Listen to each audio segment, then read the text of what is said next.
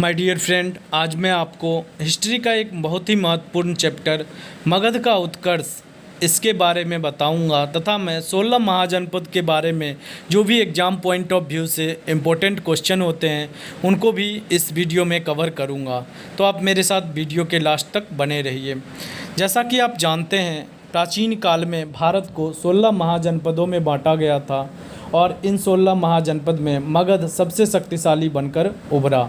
तो सबसे पहला क्वेश्चन आता है कि ये 16 महाजनपद का उल्लेख हमें कहाँ से मिलता है। बौद्ध साहित्य का जो अंगुत्तर निकाय है उसमें हमें 16 महाजनपद का उल्लेख मिलता है।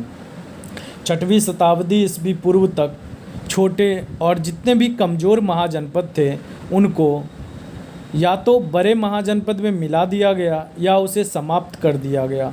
इस तरह से मुख्यतः 4 महाजनपद ही बचे, जिनका नाम वश, अवंती, मगध और कौशल था।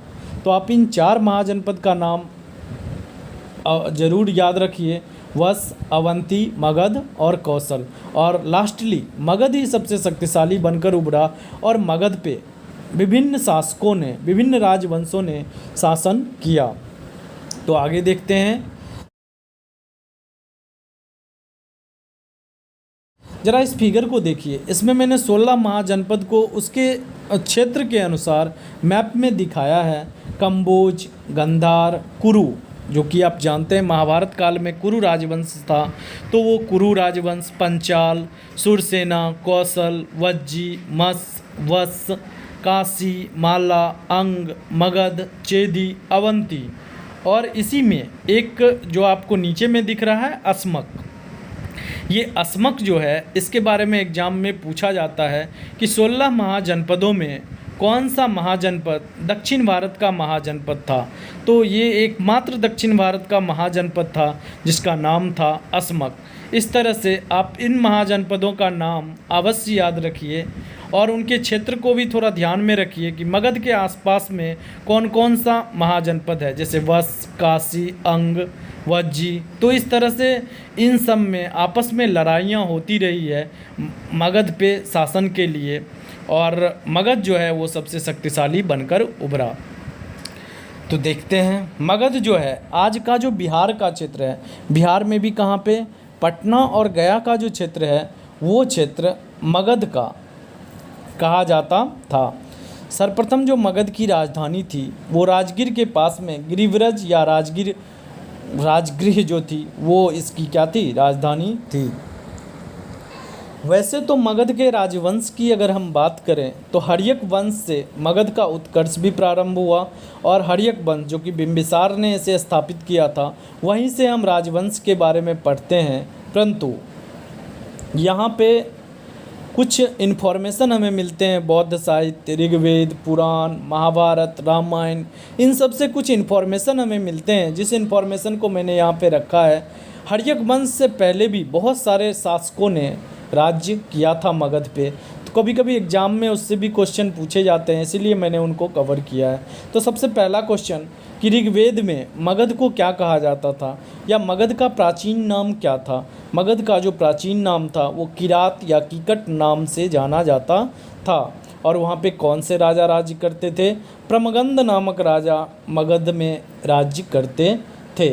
इसके बाद बात आती है बृहदत्त वंश की। एक्चुअली ये हिस्ट्री के मेन पोर्शन से में नहीं आता है बृहदत्त वंश, लेकिन फिर भी हमें चूँकि इनके बारे में इन्फॉर्मेशन मिले हैं तो उसे भी पढ़ना ज़रूरी है। महाभारत और पुराणों के अनुसार मगध का जो पहला राजवंश था वो कौन सा था? बृहदत्त था। और राजवंश बृहदत्त वंश था और इसके संस्थापक कौन थे? बृहदत्त थे। तो मगध का संस्थापक जो मेनली माना जाता है वो बृहदत्त को माना जाता है। और बृहदत्त का पुत्र हुआ करता था जिसका नाम था जरासंध, और जरासंध एक प्रतापी राजा थे। ऐसा कहा जाता है कि महाभारत काल में श्री कृष्ण के ही आदेश पे भीम ने जरासंध को मार दिया था और उसे हराया था। तो बृहदत्त, उसके बाद जरासंध, और जरासंध के बाद एक और राजा का नाम आता है जिनका नाम है रिपुंजय। और रिपुंजय जो थे वो एक अयोग्य शासक थे, इसीलिए उसके ही मंत्री पुलिक ने उनकी हत्या करवा दी और अपने पुत्र को गद्दी पर बैठाया। ये सारे इन्फॉर्मेशन हमें महाभारत तथा पुराणों से मिलते हैं। किस राजवंश के बारे में? बृहद्रथ वंश के बारे में। लेकिन अगर हम रामायण की बात करें तो रामायण में एक और राजा की चर्चा की जाती है जो कि बृहद्रथ से भी पहले थे। वसु नाम के राजा की चर्चा की जाती है, इसीलिए राजगिरी को वसुमती भी कहा जाता है। तो आप ये बात समझ रहे हैं। तो इस तरह से मैंने कितने राजाओं के बारे में बताया। सबसे पहले वसु, वसु के बाद बृहद्रथ, बृहद्रथ के बाद जरासंध, जरासंध के बाद रिपुंजय। इस तरह से 4-5 राजा जो थे वो पहले भी मगध की गद्दी पर शासन कर चुके थे। इसके बाद अब हम स्टार्ट करते हैं हर्यक वंश, इसके बाद आएगा शिशुनाग वंश, फिर नंद वंश, उसके बाद मौर्य वंश। तो मैं इस वीडियो में बस 3 वंशों को कवर करूँगा, हर्यक वंश, शिशुनाग वंश और नंद वंश। और आगे के इसी सीरीज में मौर्य वंश और आगे जितने भी राजवंश मगध पे शासन किए हैं मैं उन सभी को कवर करूँगा। तो हर्यक वंश से स्टार्ट करते हैं। हर्यक वंश का संस्थापक जो था वो बिंबिसार था। बिंबिसार जो था वो अपने राज्य का विस्तार 2 नीतियों से किया था। या तो उसने डायरेक्ट अटैक करके विजय हासिल किया था अन्य महाजनपद पे, या फिर वो वैवाहिक संबंध स्थापित करके उन दूसरे महाजनपद पे अपना संबंध मधुर किया था। तो जैन साहित्य के अनुसार उसका नाम जो कहा जाता है वो श्रोणिक कहा जाता है। देखिए ये एग्जाम का पूछा हुआ क्वेश्चन है कि बिंबिसार को अन्य किस नाम से जाना जाता था? श्रोणिक। और वहीं बिंबिसार के बाद जब अजातशत्रु आता है तो उसे कुनिक के नाम से जाना जाता है। तो आप इस नाम को याद रखिए, बिंबिसार को श्रोणिक कहा जाता था। मैं आपको बताता हूँ क्यों कहा जाता था। इसीलिए कहा जाता था क्योंकि बिंबिसार पहला शासक था जिसने भारत में पहली बार अस्थायी सेना रखने की प्रथा का प्रारंभ किया था। आगे देखते हैं। तो इसने, जैसा कि मैंने बताया, विवाह की नीति के द्वारा इसने अपने राज्य का विस्तार किया था। तो बिंबिसार ने 4 विवाह किए थे, जिसमें से पहला विवाह जो उसने किया था लिच्छवी गणराज्य के राजा चेटक थे और उनकी पत्नी थी और उनकी पुत्री थी जिनका नाम था चेलना। तो बिंबिसार ने चेलना के साथ विवाह किया था और चेलना जो थी वो चेटक की 7 पुत्रियों में सबसे छोटी थी। अब यहाँ पे थोड़ा एक ट्विस्ट है। ट्विस्ट क्या है आप ज़रा समझने का प्रयास कीजिए। चेटक एक राजा हुए, उनकी पुत्री का नाम चेलना था। चेलना से विवाह किसने किया था? बिंबिसार ने किया था। और चेटक की ही बहन थी, कौन? त्रिशला। तो त्रिशला का पुत्र था जिसका नाम महावीर स्वामी। आप जानते हैं महावीर स्वामी, बुद्ध और महावीर। तो महावीर स्वामी किसके पुत्र थे? त्रिशला के पुत्र थे। मतलब ओवरऑल अगर आप व्यू डालें तो चेटक और त्रिशला आपस में भाई बहन। त्रिशला का एक पुत्र महावीर स्वामी, चेटक की एक पुत्री कौन? चेलना। और चेलना से विवाह किसका हुआ था? तो चेलना से विवाह हुआ था बिंबिसार का। इस तरह से महावीर स्वामी के बहनोई के रूप में कौन थे? बिंबिसार थे। आगे बढ़ते हैं। बिंबिसार का जो दूसरा विवाह हुआ था वो कौशल नरेश प्रसेनजीत की बहन महाकौशला देवी के साथ हुआ था।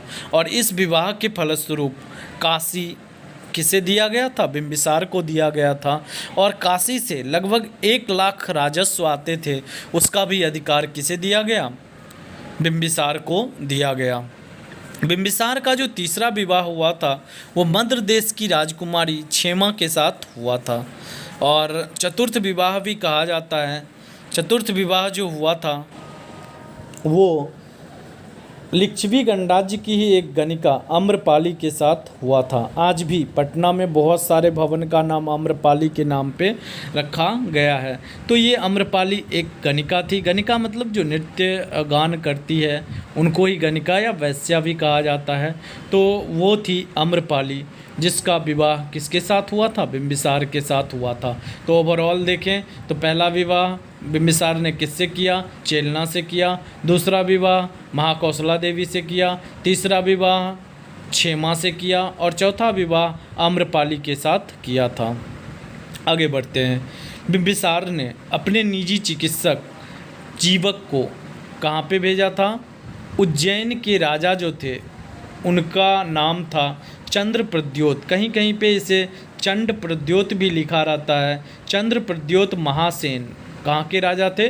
उज्जैन के राजा। उनको कौन सी बीमारी हो गई थी? पीलिया नामक बीमारी हो गई थी, और उस बीमारी को ठीक करने के लिए बिंबिसार ने अपने निजी चिकित्सक जीवक को भेजा था। कभी कभी आपसे पूछा जाता है जीवक जो थे वो किसके पुत्र थे? तो ये सालावती के पुत्र थे। देखिए यहाँ पे किस तरह से इसने वैवाहिक संबंध और मित्रता संबंध के द्वारा किन किन राज्यों को, किन किन महाजनपद को मिलाया। सबसे पहला लिच्छवी, उनकी पुत्री के साथ विवाह किया, चेलना के साथ। दूसरा कौशल, कौशल में उसे काशी भी मिल गया, तो कौशल और काशी को मिलाया। कौशल को कैसे? तो प्रसेनजीत की बहन महाकौशला देवी से शादी करके। फिर उसके बाद मध्य प्रदेश को, मध्य प्रदेश को किस तरह से? मध्य प्रदेश की जो राजा थे मध्य नरेश, उनकी बेटी क्षेमा के साथ शादी करके। यहाँ पे देखिए अवंती उज्जैन जो उज्जैन था उसको किस तरह से अपना संबंध मधुर किया। तो वहाँ के राजा जब बीमार पड़े पीलिया रोग से, तो उनकी चिकित्सा के लिए किसको भेजा था? अपने निजी चिकित्सक जीवक को भेजा था। तो इस तरह से इसने वैवाहिक संबंध और मित्रता संबंध के द्वारा इन सभी महाजनपद को अपने तरफ कर लिया। आगे देखते हैं अंग महाजनपद। अंग महाजनपद को इसने हराया, और वहाँ के शासक कौन थे? ब्रह्मदत्त थे। उनको हराने के बाद अंग महाजनपद को भी किस में मिला लिया? मगध में मिला लिया। आगे बात करते हैं, एक क्वेश्चन पूछा जाता है कि तक्षशिला, जो गंधार भी एक महाजनपद था, तो तक्षशिला के गंधार शासक जो थे उनका राजदूत पुकुस्ती किसके दरबार में आया था? तो बिंबिसार के दरबार में आया था। तो ये भी पूछा जाता है। इसके बाद कौन आया? अजातशत्रु गद्दी पर बैठा। तो पहला शासक था बिंबिसार, उसने 544 से लेकर 492 तक शासन किया, और 492 ईस्वी पूर्व से अजातशत्रु गद्दी पर बैठा, और 460 BC तक इसने शासन किया। अब ये कैसे शासन करता है? तो यहाँ पे एक ट्विस्ट आता है। ये तो श्योर है कि अजातशत्रु ने अपने पिता बिंबिसार की मृत्यु की, लेकिन इतिहासकारों में इसके लिए मतभेद होता है। कुछ इतिहासकार कहते हैं कि राज्य के लिए उसने अपने पिता बिंबिसार की हत्या की थी। कुछ कहते हैं प्रेम विवाह का कुछ संबंध था जिसमें पिता राजी नहीं थे, इसीलिए उसने बिंबिसार की हत्या की।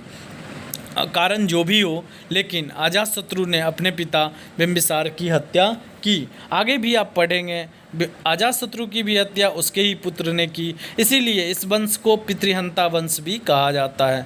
तो हम बताते हैं कि इसका प्रेम संबंध किसके साथ था? जो प्रसेनजीत, राजा प्रसेनजीत थे, उनकी जो बहन थी महाकौशला देवी, उसकी ही पुत्री, और महाकौशला देवी जो थे मतलब राजा प्रसेनजीत जो थे, जो इनके मामा हुए थे, एक्चुअली अजातशत्रु के मामा ही थे, तो उनकी पुत्री वजीरा के साथ इनका प्रेम संबंध था, जिसको मानने के लिए बिंबिसार और प्रसेनजीत ने इनकार किया था। तो इसीलिए इन्होंने बिंबिसार को मार गिराया था। और ये किसके पुत्र थे? जैसा कि आपने पढ़ा था, बिंबिसार ने 4 शादियाँ की थी, उसमें से बिंबिसार और चेलना के पुत्र ये थे। कौन? अजातशत्रु थे।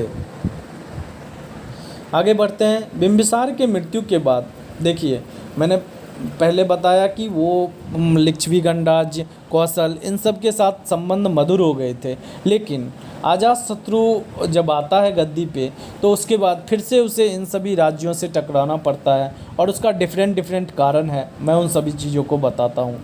तो राजा प्रसेनजीत जो थे, चूँकि उनकी बेटी से, अपनी मामा के ही बेटी से एक्चुअली शादी किया था अजातशत्रु ने वजीरा से, तो इसीलिए प्रसेनजीत के साथ उनका संबंध अच्छा नहीं रहा, और प्रसेनजीत ने काशी राज्य तथा उससे प्राप्त राजस्व को लौटाने का अधिकार था मगध को दिया गया था, वो अधिकार वापस ले लिया, और इसीलिए उनके साथ निरंतर युद्ध चलते रहा।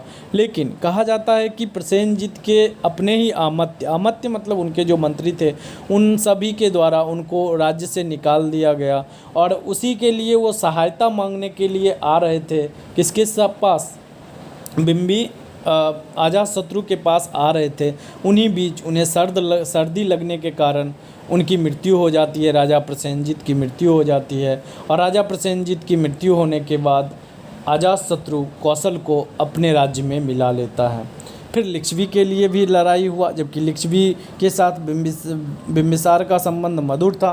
फिर लड़ाई क्यों हुआ? लड़ाई इसलिए हुआ क्योंकि लिच्छवी 2 पुत्र थे बिंबिसार के, वो पुत्र थे हल्ल और बेहल। उनको बिंबिसार ने ही शेचनाग हाथी तथा 18 मोतियों की लड़ियाँ दिया था।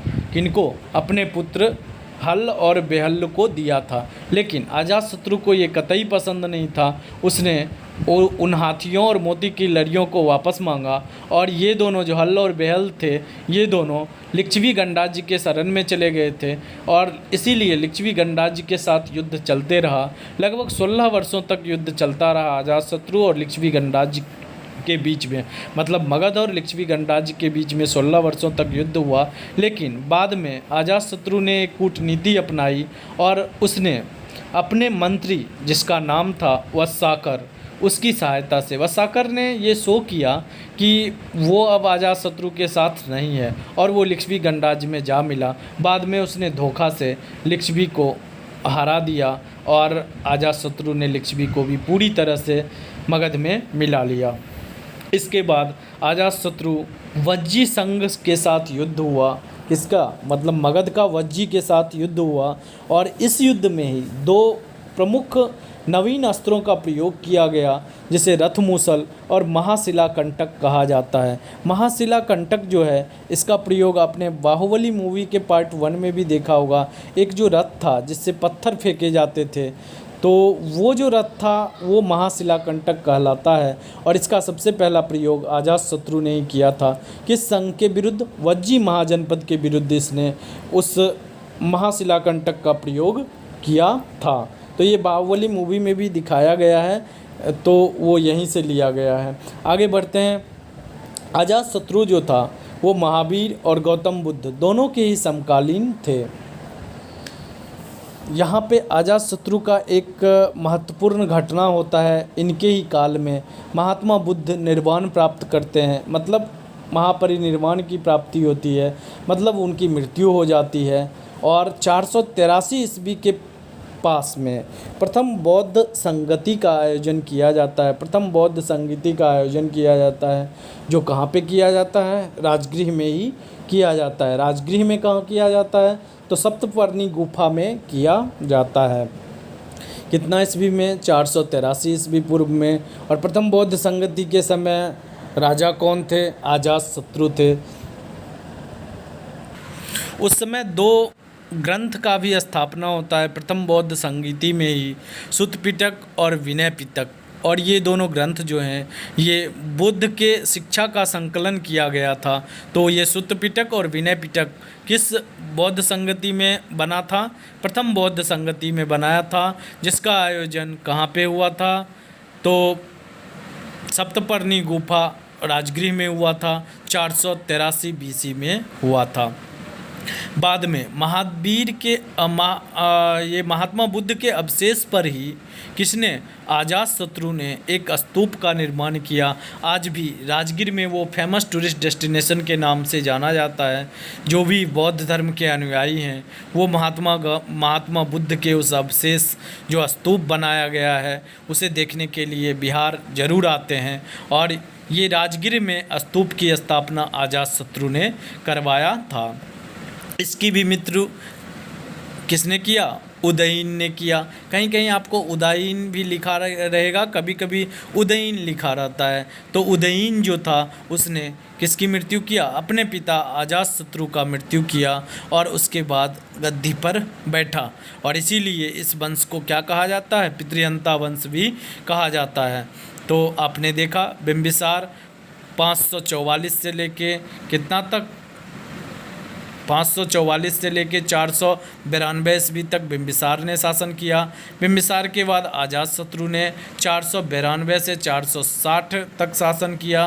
फिर 460 या 461 से 445 ईस्वी तक उदयीन या उदयभद्र ने शासन किया। और इनकी माता का नाम कौन था? पद्मावती। अब मैं आपको बताऊं, आपने जो भी कहानियां अभी तक पढ़ी अजातशत्रु के बारे में, लिच्छवी गणराज्य से टंककर और उसके बाद फिर कौशल के साथ युद्ध, इन सभी में उनका जो मेन समर्थन करती थी वो उनकी ही पत्नी पद्मावती थी, जो इससे समर्थन करती थी। तो ये उदयन जो थे वो अजातशत्रु और पद्मावती के ही पुत्र थे।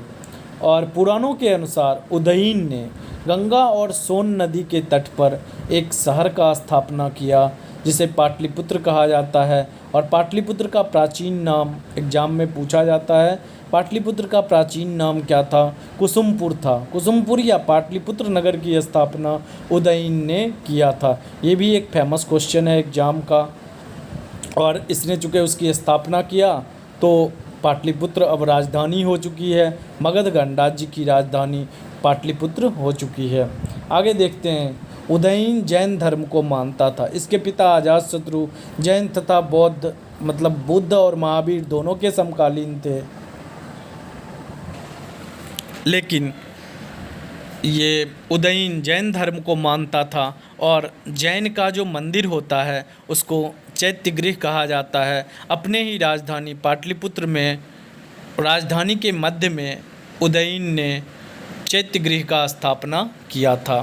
पुराणों के अनुसार ऐसा कहा जाता है कि उदयन के बाद नंदीवर्धन और महानंदिन ये दो राजा थे, उन्होंने भी शासन किया था। लेकिन इनके जो 3 पुत्र थे उनका नाम था अनिरुद्ध, मुंडक और नागदशक। तो लास्ट राजा जो हुए वो नागदशक थे। तो नागदशक कब से कब तक? 445 से लेकर 412 बीसी तक इन्होंने शासन किया। इन्होंने बस कुछ वर्षों, उदयन नहीं होगा यहाँ पे, नागदशक होगा। नागदशक ने कुछ वर्षों, ये एरर हो जाता है टाइपिंग का, तो उदयन नहीं होगा यहाँ पे, नागदशक होगा। नागदशक ने कुछ वर्षों तक शासन किया। इसके बाद जनता ने इस पितृहंता वंश को गद्दी से उतार दिया और नागदशक के ही आमत्य मतलब प्रधानमंत्री जो होते हैं, जो राजा को सजेस्ट करते हैं, उनको आमत्य कहा जाता था। तो शिशुनाग जो कि एक आमत्य था नागदशक का, उसको राजा बना दिया गया। और यहाँ से ही किस वंश की स्थापना हुई? शिशुनाग वंश की स्थापना हो गई। तो शिशुनाग वंश कब से कब तक रहा? 412 से लेके 394 ईस्वी पूर्व तक शिशुनाग ने शासन किया। यह इस वंश का संस्थापक भी था। और शिशुनाग जो था, अभी तक अवंती पर किसी ने अधिकार नहीं प्राप्त किया था। शिशुनाग का सबसे पहला विजय जो था वो अवंती पर था। और ये एक माइलस्टोन था मगध के उत्कर्ष में। अवंती को किसने मिलाया, ये एग्जाम में पूछा भी जाता है। तो अवंती पर विजय प्राप्त करके शिशुनाग ने उसे मगध में मिला लिया। मैंने आपको पहले ही बताया था कि जो मगध का उत्कर्ष है वो 4 राजवंशों में देखा जाता है: हर्यक वंश, शिशुनाग वंश, नंद वंश और मौर्य वंश। मौर्य वंश चंद्रगुप्त मौर्य ने तो अखंड भारत का सपना देखा था और उसने लगभग पूरे भारत को एक भारत के रूप में बनाया था। तो यहाँ तक ये मगध का उत्कर्ष हम पढ़ेंगे। शिशुनाग ने फिर से क्या किया? पाटलिपुत्र के स्थान पर वैशाली को अपनी राजधानी बनाई। तो सबसे पहले पाटलिपुत्र को राजधानी किसने बनाई? उदयन ने बनाई। और फिर से पाटलिपुत्र को राजधानी के रूप में हटाकर वैशाली को किसने अपनी राजधानी बनाई? शिशुनाग, जो कि शिशुनाग वंश का संस्थापक भी था, उसने बनाई। शिशुनाग के बाद कालाशोक का वर्णन आता है। कालाशोक का जो दूसरा नाम था वो काकवर्ण भी कहा जाता है। 394 से लेकर 366 ईस्वी पूर्व तक इसने शासन किया। मगध की गद्दी पर शिशुनाग की मृत्यु के बाद बैठा और इसने फिर से पाटलिपुत्र को मगध की राजधानी बनाई। मतलब इसके पिता ने पाटलिपुत्र से वैशाली बनाई और इसने, कालाशोक ने, फिर से पाटलिपुत्र को ही मगध की राजधानी बनाई। तो आप ये याद रखिएगा नाम, किस किस ने पाटलिपुत्र को राजधानी बनाई। इससे पहले उदयन ने बनाया और इसके बाद फिर से कालाशोक या काकवर्ण ने बनाया। इसके शासनकाल में भी एक महत्वपूर्ण घटना होता है, द्वितीय बौद्ध संगीति का आयोजन होता है। और इसमें कब हुआ? 383 बीसी में। और ये कहाँ पे हुआ? वैशाली में हुआ था। इस बौद्ध संगति में बौद्ध धर्म जो था वो दो संप्रदाय में बट गया, एक स्थाविर और एक महासंघी। ये भी पूछा जाता है कि बौद्ध धर्म दो संप्रदाय में कब बटा था, दो धर्म दो संघ में कब बटा था। तो द्वितीय बौद्ध संगति 383 बीसी में जो कहाँ पे हुआ था, वैशाली में हुआ था। शासक कौन थे? कालाशोक थे। उनके ही समय में स्थाविर और महासंधि में बट गया था। आगे बढ़ते हैं। महावंश में, महावंश ये कोई वंश का नाम नहीं है, ये एक बुक का नाम है। तो महावंश में कालाशोक कहा गया है इसे, और पुराण में काकवर्ण कहा गया है। इसने लगभग 28 वर्षों तक शासन किया, और यही महाबोधि वंश या महावंश जो बुक है उसके अनुसार कालाशोक के 10 पुत्र थे जिन्होंने मगध पर 22 वर्षों तक लगभग शासन किया। आगे देखते हैं। तो बाणभट्ट का जो हर्ष चरित्र है उसके अनुसार काकवर्ण या कालाशोक जो है वो अपनी राजधानी पाटलिपुत्र में घूम रहा था। उसी समय महापद्मनंद नामक व्यक्ति ने चाकू मारकर इनकी हत्या कर दी। लेकिन इसके बाद जो शिशुनाग वंश था वो समाप्त नहीं हुआ। इसके बाद भी महानंदिन ने इस पे शासन किया, और बाद में फिर से यही महापद्मनंद नंद वंश का स्थापना करने में सफल हुआ। तो आपसे ये पूछा जा सकता है कि काकवर्ण की हत्या किसने की? काकवर्ण या कालाशोक की हत्या महापद्मनंद ने चाकू भोंक कर हत्या कर दिया था। 366 ईस्वी पूर्व में कालाशोक की मृत्यु हो जाती है। लेकिन अभी नंदवंश नहीं आएगा। एक और प्रतापी राजा हुए नंदीवर्धन, और ये शिशुनाग वंश के अंतिम राजा थे। ये कब से कब तक रहे? 366 से लेकर 344 ईस्वी पूर्व तक रहे। लेकिन 344 ईस्वी पूर्व में इनकी मृत्यु के बाद शिशुनाग वंश का अंत हो गया और नंद वंश का उदय हुआ। तो नंद वंश के कितने राजा हुए? कुल 9 राजा हुए। इसीलिए उन राजाओं को नवनंद भी कहा जाता है। और इनके नामों का उल्लेख फिर से कहाँ दिया गया है? महाबोधि वंश। जैसा कि मैंने बताया कि जो भी मौर्य से पहले की हिस्ट्री हैं वो सभी ज़्यादातर बौद्ध साहित्य या फिर पुराण या वेदों से लिए गए स्रोतों से मिलते हैं। तो महाबोधि वंश में इन 9 राजाओं का वर्णन मिलता है जो नंदवंश के 9 राजा थे। जरा हम उनका नाम जानते हैं। उग्रसेन, पांडुगति, भूतपाल, राष्ट्रपाल, योविसानक, दससिद्धक, कैवर्त और धनानंद। तो आप 2 का नाम याद रखिए। सबसे पहला महापद्मनंद जिन्होंने नंदवंश की स्थापना की, और लास्ट धनानंद जिसके बाद मौर्य वंश गद्दी पे आया। और धनानंद जो थे वो 9वें शासक थे। महापद्मनंद के बारे में जानते हैं। 344 से लेकर 322 बीसी तक इन्होंने शासन किया, और नंदवंश की स्थापना जो है वो महापद्मनंद ने ही किया था। इन्हें चक्रवर्ती सम्राट कहा जाता है क्योंकि इन्होंने जो भी निकटवर्ती राजवंश थे और जो भी निकटवर्ती महाजनपद थे उन सभी को जीतकर एक विशाल साम्राज्य की स्थापना किया था। इसीलिए महापद्मनंद को एक छत्रक की उपाधि दिया गया था। इसके बाद महापद्मनंद ने चूँकि सबको जीत के एक केंद्रीय शासन व्यवस्था भी लागू किया था, इसीलिए केंद्रीय शासन पद्धति का जनक भी किसे कहा जाता है? महापद्मनंद को कहा जाता है। अब हम देखते हैं कि महापद्मनंद का कलिंग के साथ क्या संबंध था। मगध का कलिंग के साथ संबंध था। क्यों? ये हमें इन्फॉर्मेशन कहाँ मिलता है? कलिंग के राजा जो खारवेल थे उनके हाथी गुफा अभिलेख से यह पता चलता है कि नंद वंश जो था उसने कलिंग पर भी अधिकार कर रखा था, और नंद शासकों के द्वारा नहर खुदवाए गए थे। कहाँ पे? कलिंग में नहर खुदवाए गए थे। इसकी भी चर्चा हमें खारवेल के हाथी गुफा अभिलेख से मिलता है। एक छत्रक की उपाधि प्राप्त किया था क्योंकि आसपास के राजवंशों को हराया था। इसके बाद पुराण में महापद्म नंद को सर्व छत्रांतक भी कहा जाता है, मतलब क्षत्रियों का विनाश करने वाला भी कहा जाता है। किसमें? पुराण में। और भार्गव, भार्गव कहा जाता है, मतलब परशुराम जो कि क्षत्रियों का वध किए थे, तो उनका ही दूसरा अवतार इन्हें मतलब भार्गव के रूप में महापद्म को उपाधि दिया गया। तो कौन कौन से उपाधि महापद्म को दिए गए? एक छत्रक, छत्रांतक, सर्व छत्रांतक और भार्गव नामक उपाधि महापद्म ने धारण किया था। व्याकरण के बहुत बड़े आचार्य पाणिनि, जिनका आप नाम जानते हैं, वो इनके ही मित्र थे। अब हम, जैसा कि मैंने बताया, 9 शासक टोटल हुए थे, जिनमें से हम सिर्फ 2 के बारे में पढ़ते हैं। एक तो नंदवंश की स्थापना करने वाले महापद्म नंद और दूसरे अंतिम शासक धनानंद। तो धनानंद के बारे में जानते हैं। यह नंदवंश का अंतिम शासक था। जनता पर ये अत्यधिक कर लगाने के कारण जनता इनसे क्या थी?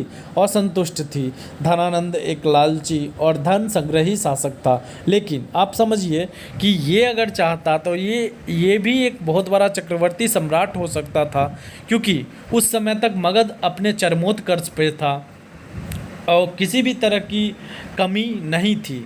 बट ये चूँकि लालची था और धन संग्रही शासक था, तो इसके लिए ये ज़्यादा फेमस नहीं हुआ, जबकि इसे बदनामी ही हाथ लगी। नंदवंश के शासक जैन धर्म के पोषक थे।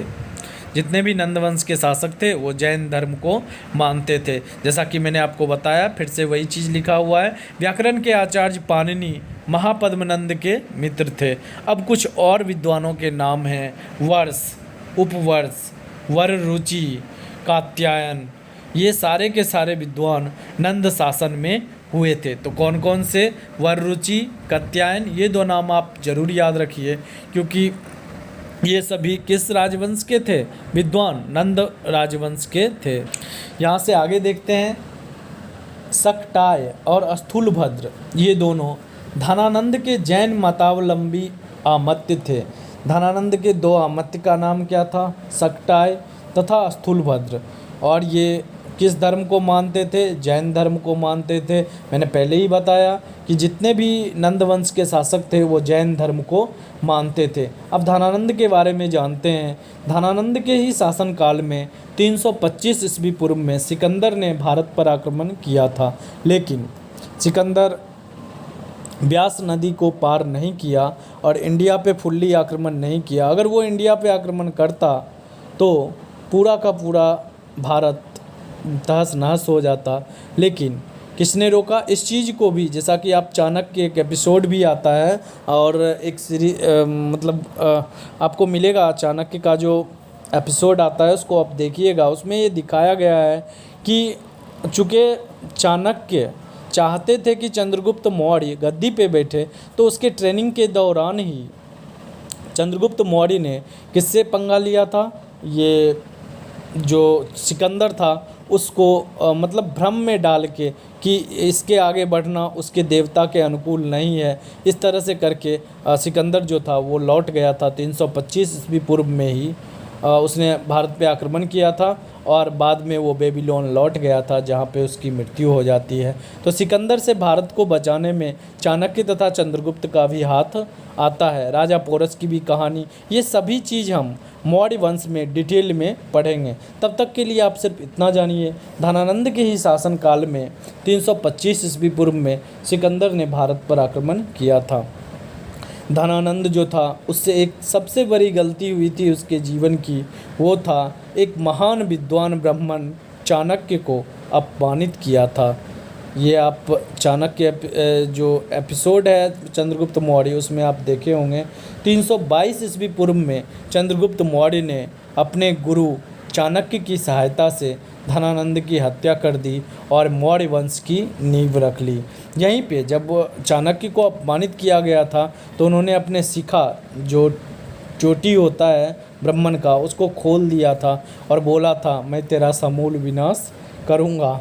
और इन्होंने फिर एक बालक जिसमें राजा बनने का शक्ति उनको दिखा था, जिसका नाम था चंद्रगुप्त मौर्य, उसको उन्होंने तक्षशिला ले आया और वहाँ पे तक्षशिला के ही आचार्य थे चाणक्य, और वहाँ पे उन्होंने उसे ट्रेंड किया और फिर वही अगला भारत का बादशाह बना, तो अगला भारत का सम्राट बना। तो कितना ईस्वी में? 322 ईस्वी में चंद्रगुप्त मौर्य ने किसकी हत्या कर दी? धनानंद की हत्या कर दी और मौर्य वंश की नींव रखी। तो आगे अगले वीडियो में हम मौर्य वंश को कवर करेंगे। तो अगर आपको ये वीडियो अच्छा लगा हो तो आप अपने फ्रेंड के बीच में ज़्यादा से ज़्यादा शेयर कीजिए, वीडियो को लाइक कीजिए और चैनल को सब्सक्राइब कीजिए।